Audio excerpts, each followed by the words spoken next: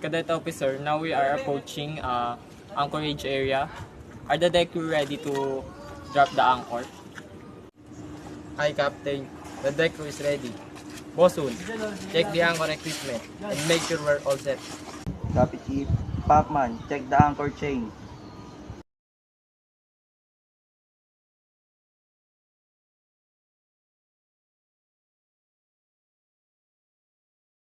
Anchor chain is clear, sir. No obstruction. Chain brake is secure and ready. Good. Cadet Officer, bring the ship stop and begin lowering the anchor. Bosun, release the anchor slowly. Let's lower it to the water edge. Releasing the anchor slowly. Anchor is the water edge.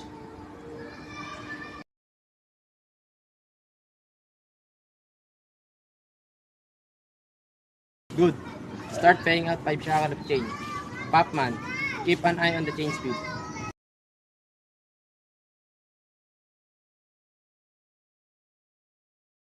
Chain is running smoothly, sir. No issue. Captain, 5 shackle of chain out. The anchor is holding steady. Well done. Secure the chain and make sure there's no drift. Chain brake is secure. No tension on the chain. Captain, anchor is fully secure. And we are holding position. Good job, everyone. Maintaining your position and keep an eye on things, and we're done here.